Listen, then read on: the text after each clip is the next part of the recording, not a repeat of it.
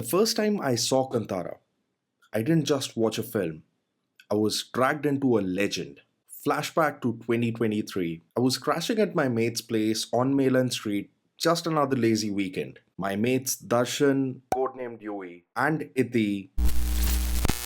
No, I'm not going to tell you his code name because it is really wild and really uncouth. They sat me down to show me the first Kantara. Now, I wasn't a big South Indian cinema guy even back in the day, except for Baahubali and maybe a few Dulquer Salman flicks. But what I saw with my friends that day was just something so different and so special. Something culturally rich, visually striking, thematically deep, loaded with rituals, supernatural forces, and divine concepts that exist in reality. And now the prequels drop this week. And I really have to talk about it. And I have to talk about this movie's place in the large world of cinema. So come with me because today we're discussing Kantara the Legend Chapter 1.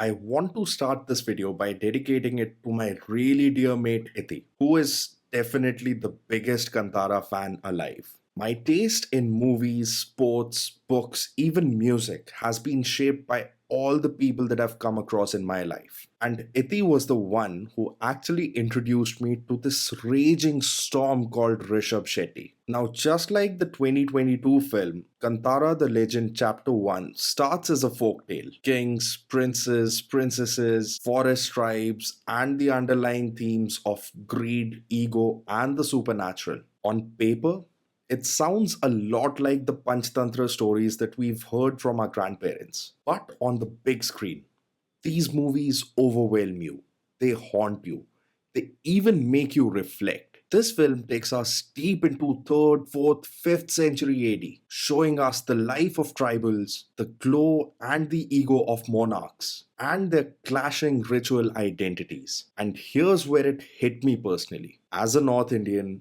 I'll admit I used to lump all the South Indian cultures together, and to my great shame, I used to rely heavily on stereotypes. Over time, through patient friends and cinema, I've learned to distinguish and really appreciate the rich cultures of all the South Indian states, whether that's Kannada, Malayalam, Telugu, or Tamil. Kantara 2, I'm just going to call it Kantara 2 for the sake of convenience, but you know what I'm talking about, dives into the Tulu tribe from coastal Karnataka. Their deities, their rituals, their music, their dances, even their food. And the cultural identity of the Tulu tribe is as different from the rest of Karnataka as the culture of Amritsar from the culture of Bathinda. You see the Bhoot Kola, the benevolent Panjurli, the fierce Golega, all tying into Chamunda and Shiva in the wider Hindu mythos. For me, beyond cinema, this is a cultural study. And yes, I have always been fascinated by Hindu mythology, not as a political tool to manipulate the masses, but as a body of stories and philosophy that's been passed on through the centuries. But here's where it goes beyond cultural representation. The first Kantara fooled me. I expected a demonic horror film, but what I got was much richer. This time, I expected a cultural epic and got a deeper dive into mythology. The forest spirits are still there, but the story now reaches into the world of Shiva and Kali. Now, here's the thing.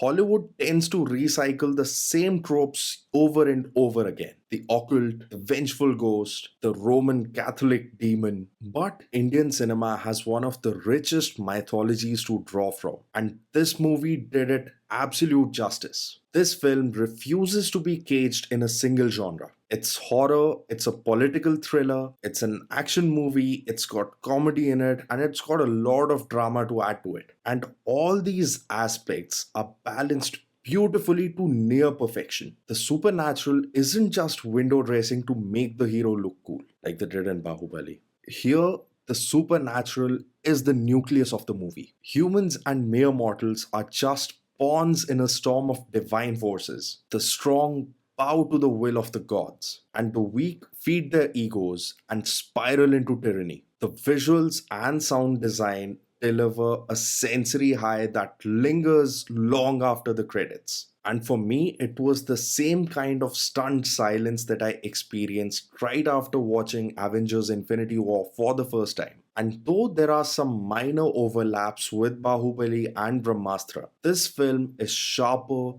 deeper, and it stands head and shoulders above both those movies. Now let's talk craft. Rishab Shetty is a rare amalgam of talent. Actor, writer, and director, and he never shortchanges any of those roles. When he's possessed by the divine, the widened eyes, the trembling body, the mudras, and the poses, it's both graceful and terrifying. His performance on screen feels like a classical dance fused with the divine and the supernatural. The production design is stellar. The music is unforgettable. That heavy metal bass riff fused with traditional Chennai in Varaha Rupam. It just sent chills down my spine and my feet were uncontrollably tapping to that riff. And it's been playing on loop in my house for the last 24 hours. And just a little bit about my screening experience. It was a full house, jam packed. And that moment in the final act where Shiva takes form, the audience in my theater was just on another dimension. And honestly, all my years of going to cinema, I've never seen that kind of an audience reaction in an Indian movie. Now, I don't know the exact budget for this movie, but I'm assuming it is nowhere close to Bahubali, Brahmastra, or even an MCU movie. And yet, Kantara manages to punch above its weight yet again. It's honestly a great example of how you don't need massive budgets to make a great movie. All that you need is conviction and craft. And it opens the door for filmmakers who want to explore Hindu mythology without having to follow a certain template. And this is my final point on the significance of this film. RRR may have put regional Indian cinema on the world map, but I'll say this with all my heart. The Kantara franchise is even more worthy of showing the world what Indian cinema is truly capable of.